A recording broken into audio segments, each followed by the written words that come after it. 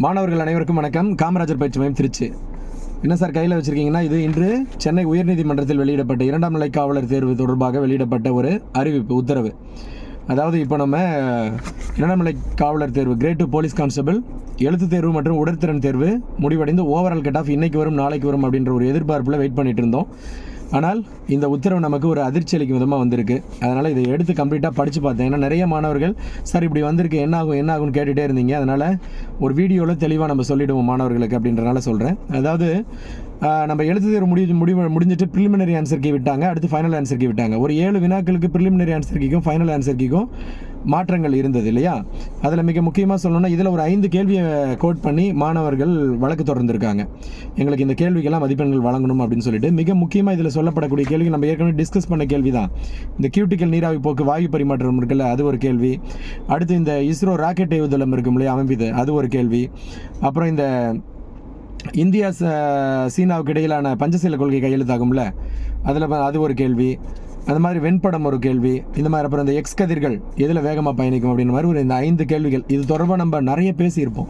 இப்போ இதில் என்ன சார் சொல்லியிருக்காங்க அப்படின்னா, இந்த ஆர்டர் காப்பி முழுதாக படித்ததில் என்ன சொல்ல வராங்கன்னா, அதாவது இந்த 5 வினாக்களில் 3 வினாக்களுக்கு மாணவர்களுக்கு 3 மதிப்பெண்கள் வழங்கணும். தேர்வில் கலந்துக்கிட்ட எல்லா மாணவர்களுக்கும் ஆல் கரெக்ட் அடிப்படையில் 3 மதிப்பெண்கள் வழங்கிடணும்.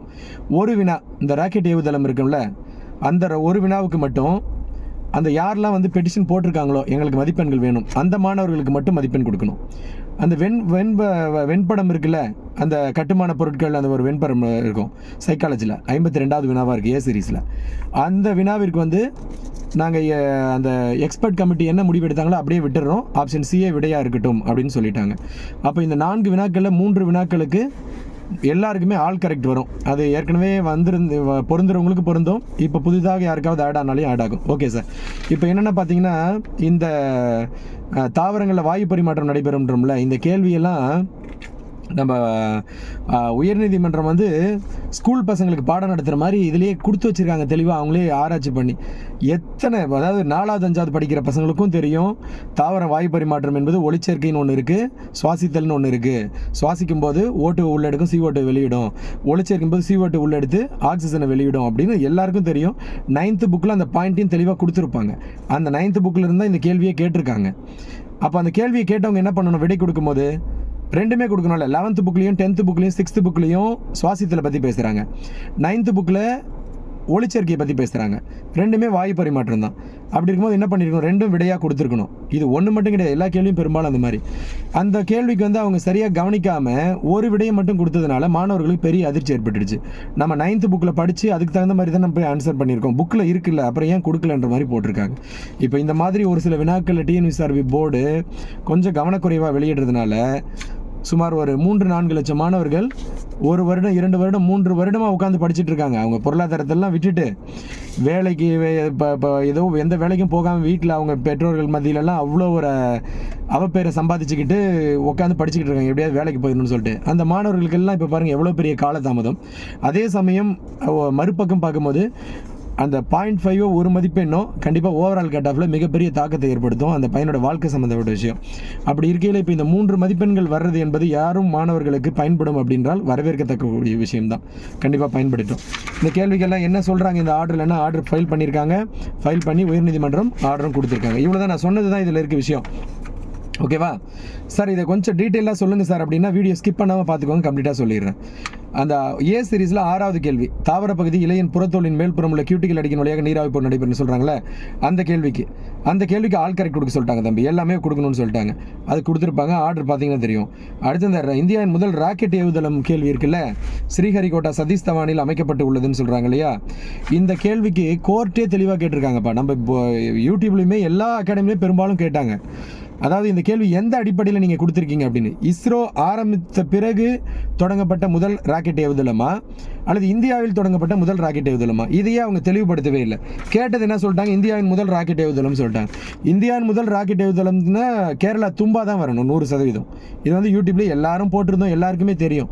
அப்படி இருந்தும் போர்டு அவங்க ஒரு ஆன்சர் கொடுத்ததுனால இப்போ கோர்ட் என்ன சொல்லிட்டாங்கன்னா, அது அழுத்தமாக சொல்லியிருக்காங்க, நீங்கள் எக்ஸ்பர்ட் கமிட்டி யார் முடிவு பண்ணுறீங்கன்னு தெரியல, யாரோ தனிநபர் ஒருவருடைய முடிவு என்பது சரியான விடை ஆகாது. அகாடமிக் புக்கில் என்ன இருக்கோ அல்லது வெளியுலகத்தில் என்ன இப்போ நடைமுறையில் இருக்கோ அதன்படி நீங்கள் விடையை கொடுங்க அப்படின்னு தெளிவாக சொல்லியிருக்காங்க. அதனால் இதுக்கும் ஆல் கரெக்ட் சொல்லு. இந்த கேள்விக்கு என்ன சொல்லிட்டாங்கன்னா, 7வது கேள்விக்கு ஆல் கரெக்ட் சொல்லலை, அப்பீல் பண்ண மாணவர்களுக்கு மட்டும் விடை கொடுக்க சொல்லிட்டாங்க இந்த கேள்விக்கு. ஏன்னா இது வந்து கரண்ட் அஃபேர்ஸ் தொடர்பான கேள்வி. அந்த மாணவன் வந்து இது தவறுன்ற மாதிரி கேட்டிருக்கான், அவனுடைய ஆங்கிளில் அவன் தவறாக இருக்குது, அதனால் அவனுக்கு மட்டும் மதிப்பு கொடுத்துருங்கன்னு சொல்லிட்டாங்க. இந்த கேள்விக்கு எல்லாருக்கும் வராது. சரி, அடுத்த வினா வந்து இந்தியா மற்றும் பாகிஸ்தான். இந்த கேள்வியை படிக்கும்போது நமக்கு சிரிப்பு தான் வருது உண்மையாக சொன்னால். ஒரு ஸ்பெல்லிங் மிஸ்டேக் மிகப்பெரிய ஒரு மாற்றத்தை ஏற்படுத்துது. அதாவது இந்தியா மற்றும் சீனா இடையே இணங்கி இருத்தலுக்கான 5 கொள்கைகள் கையெழுத்திடப்படுது, பஞ்சசீல கொள்கைகள். அது நமக்கு தெரியும், 1954ன்னு சொல்கிறாங்க.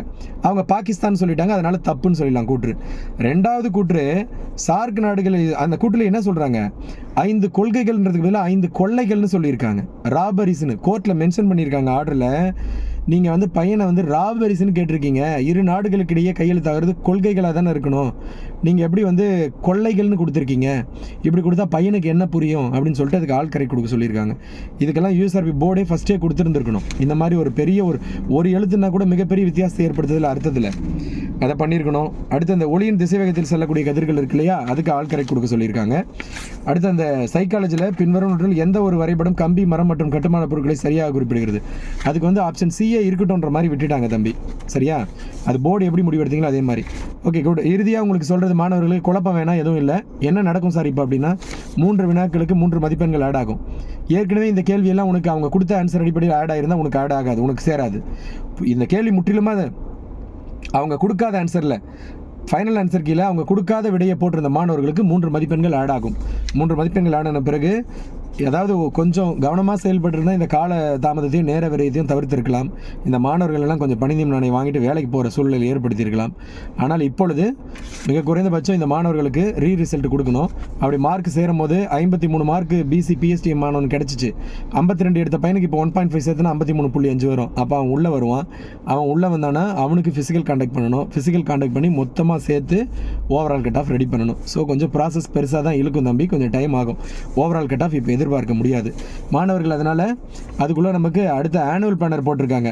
ஆனுவல் பிளானர் போட்டிருக்காங்களே தவிர தேர்வு திட்டமிட்டபடி நடைபெறுமா அப்படின்றது கொஞ்சம் காலதாமதம். இதெல்லாமே தாமதமாகிறதுனால கொஞ்சம் காலதாமதம் ஏற்படுறதுக்கான வாய்ப்புகள் இருக்குது. அதனால் மாணவர்கள் இப்போதைக்கு வீட்டிலேருந்து படிச்சிருங்க. நம்ம பயிற்சி மையம் இப்போதைக்கு தொடங்கப்படலை. இந்த ரிசல்ட் எல்லாம் முடிச்சுட்டு தான் தொடங்கலாம் அப்படின்ற இன்டென்ஷனில் இருக்கிறதுனால மாணவர்கள் தொடர்ந்து படிச்சுக்கிட்டு இருங்க.